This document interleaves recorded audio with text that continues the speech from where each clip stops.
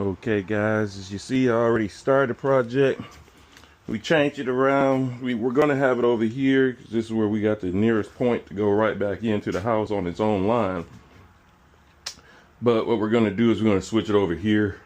They have a little bit more room in the room as a whole.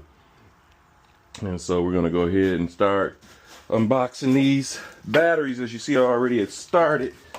And I said, well, better go ahead and get the camera going because people are going to want to know about these Dumfumes batteries. And it's going to be a whole lot of them.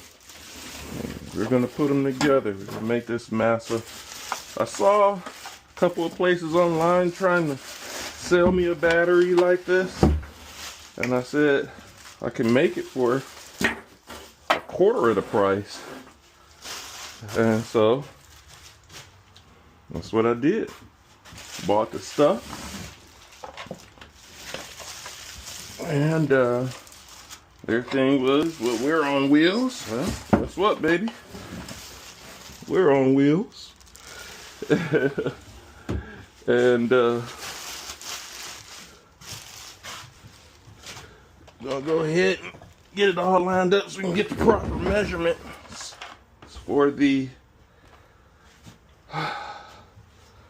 parallel. And actually we're going to go series first so we can get it up to the proper voltage, which is one of the reasons why you want to make sure you got all your batteries at the same amp hours.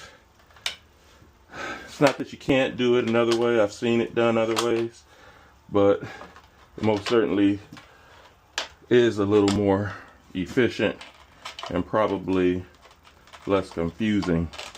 You get them all the same. So that's what I did. And see, all of them have their own individual serial numbers. I was wondering about that. Comes time for warranty or something like that. I was wondering how was I going to check the BMS. Alright, well, you see what we got up there now? 6. We got all these others. We got 2 more in the house. Whew, it's a lot of work here.